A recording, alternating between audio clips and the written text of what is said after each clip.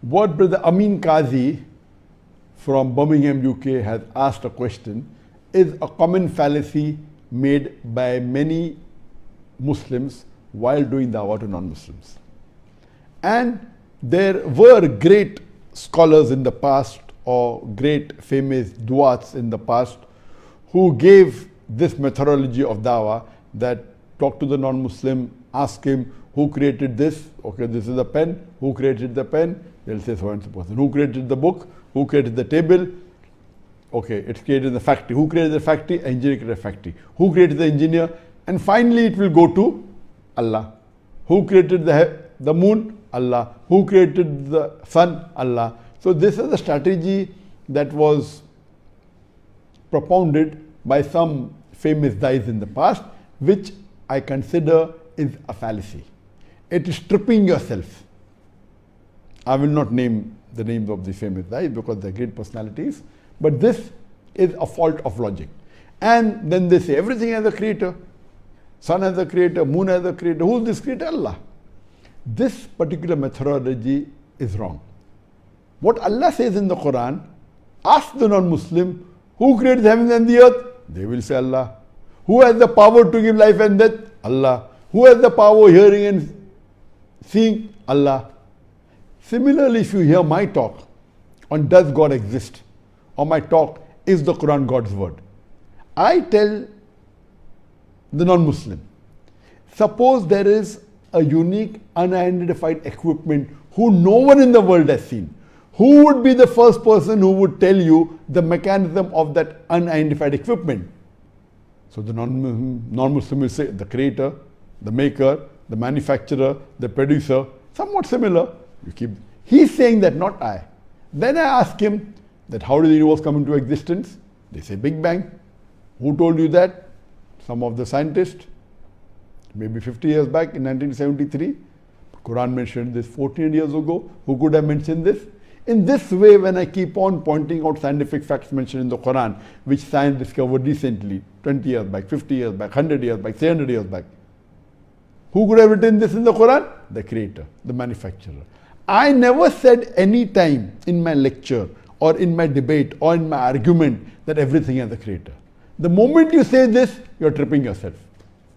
I'm asking him who created this. He's telling creator, he's telling manufacturer, he's saying producer. Then I say this producer, this manufacturer, this creator is Allah. If someone asks me, does everything has a creator? I will say no. I will reply, every created thing has a creator. Now, I'm safeguarding myself. Because Allah subhanahu wa ta'ala is uncreated. So to ask this question, who created Allah, is illogical. It is absurd. But how will you prove to the non-Muslim that asking this question, who created Allah, is absurd? You can't just say, it's an absurd question, nonsense question. No.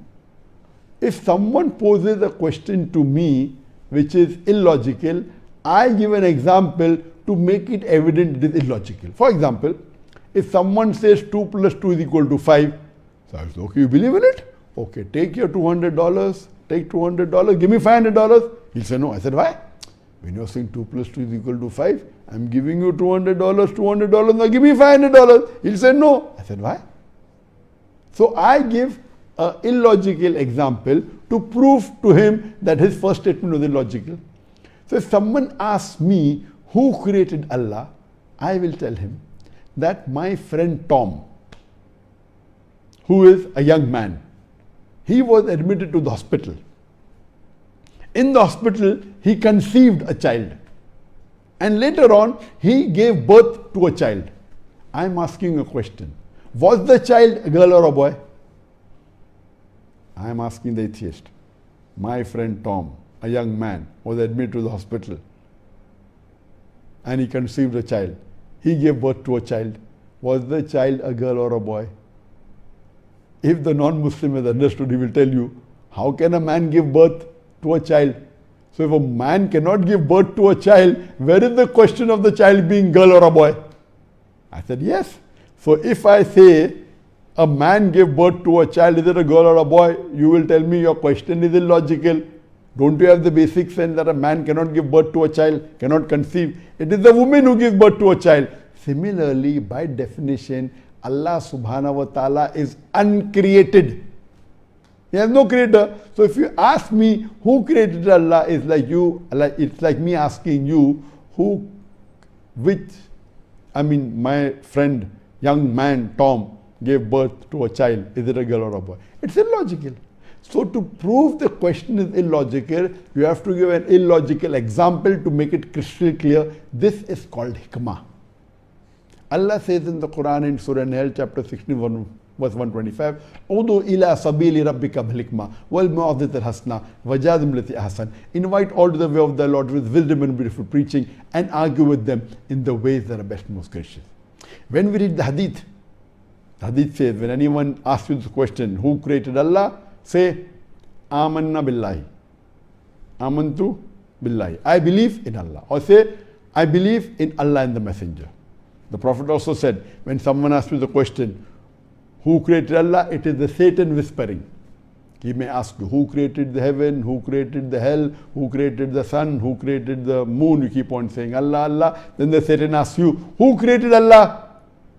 So then you say, A'udhu billahi minash shaitanir rajim. Say, I seek refuge with Allah from Satan the accursed. So the Islamic answer is that we believe in Allah and His Rasul, and say, I seek refuge in Allah, with Allah, from Satan the accursed. This is the right thing. And logically to reply, you give an illogical example. So the question, who created Allah, is illogical.